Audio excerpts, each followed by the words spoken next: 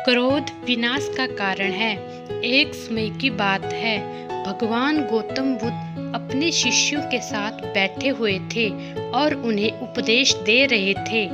तब उन्होंने अपने शिष्यों से कहा, क्रोध इंसान का सबसे बड़ा दुश्मन है। क्रोध करने वाला व्यक्ति खुद को हानि पहुंचाता ही है, लेकिन दूसरों को भी हानि पहुंचाता है।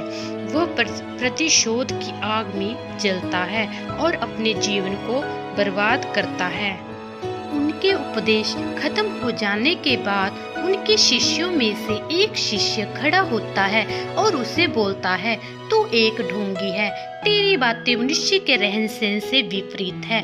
तू जो भी कहता है उसे अपने जीवन में अनुसरण नहीं करता और दूसरों को ये सब करने कहता है। जब उसका वो शिष्य गौतम बुद्ध को उल्टी सीधी बातें कह रहा था, तब गौतम बुद्ध ने कोई प्रतिक्रिया नहीं दी और वे शांत बैठे थे। लेकिन ऐसे में वो व्यक्ति और भी ज्यादा गुस्सा हो गया और गुस्से में आकर उसने गौतम बुद्ध के मुंह पर थूक दिया। इसके बाद भी महात्मा गौतम बुद्ध को गुस्सा नहीं आया और वे शांत थे। उन्होंने अपने चेहरे से थूक को पोंछा और वो चुपचाप बैठ गए। ये सब देखकर उस शिष्य को समझ नहीं आया कि वो क्या करेगा। गुस्से में आकर वो उस जगह को छोड़कर चला गया और अगले दिन अपने घर पहुंचा। जैसे ही वो अपने घर पहुंचा, तब तक उसका दिमाग शांत हो चुका था। दिमाग के शांत होते ही उसे इस बात का एहसास हुआ उसे कितनी बड़ी गलती की है, उसे पाप हुआ है। वो खुद को मन ही मन कहने लगा, ये मैंने क्या कर दिया? मैंने महात्मा बुद्ध का अपमान किया है।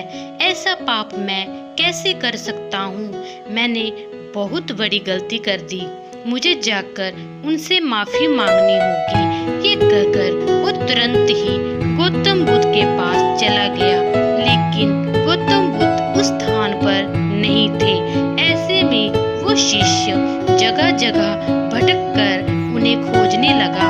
जैसे ही उसे महात्मा बुद्ध मिले तो वो उनके पैरों पर गिर गया और उनसे कहने लगा, मुझे माफ कर दीजिए, मुझसे गलती हुई है।